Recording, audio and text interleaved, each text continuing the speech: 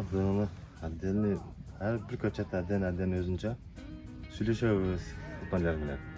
Сен неге мындай калдың? Бүгүн зор экенсиң деп мактап жүрүп пышырабыз. Менин атым Парпиев Мамбек. Ушул Кадамчы районунун Орозбек айылында төрөлгөнмүн. Теримге келсек, теримде шунтегенде уже рахат өтө сонунда. Муну жесем андан сонун.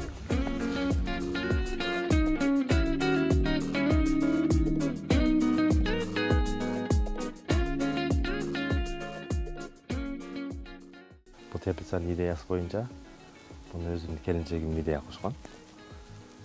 Келинчегиме токтолуп кеткен болсок, бул өзү онлайн выпечка пышырат. Ошолорду украшение үчүн мен өткөнкү жылы клубна издегем, ушундай маалда тапкан эмесмин. Заказ кылып алдырганыбызда ушундай бир клубна 50 сомдон алып келген. Кийин анан идея келген, өзү пышырып ушундай кылсак деп. Ошонун негизинде башталып калган нерсе. Бул теплицада основной экзотик сортуга келсек, корейский сорт Солхян, кышкы сорт. Бул гидропоника системада курулган. Августтун 24-ндө посадка кылган көчөттөр.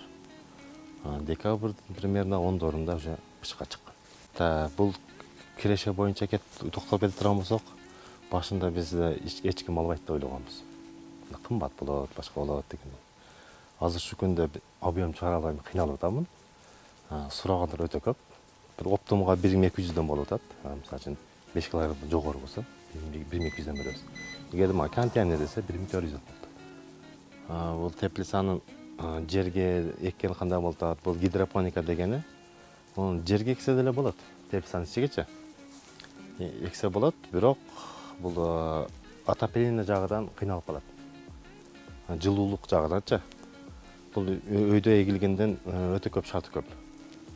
Үстүндө туруп алып иш кылат. Ото чөбү жок.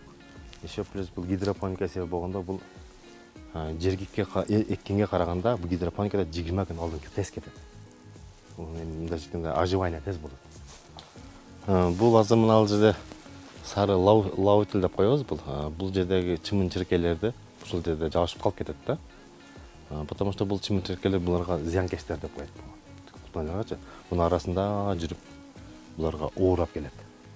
Ушул ооруну биз туруп эле ар 2-3 күндө химия сеппей муну коп койгонбуз. Ошондой эле бул мына жүргөн шимел деп коет. Учуп жүрөт арылар. Шимел бизде мына гүлдөрдү опыление кылат да. Чаңдаштыруунун себеби бул дагы мисалыдан бул шимелди алып келип эле химия сеп чаңдаштырып койсо болот. Еще плюс шамалдап чаңдашса болот. Эми баягыдай фенге окшогон нерсе менен эле чаңдаштырып койсо болот, бирок шимел эффективный экен. Мөмөлөрү чоң болот, ширин болот.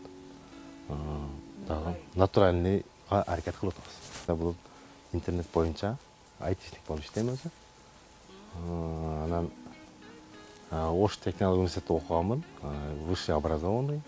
Ошол жерде 2 жыл айтишник болуп иштегенмин. Еще преподаватель болуп иштегенмин. Андан кийин ал нерселерди уже көмүскө калтырып багбанчылык кеп калат.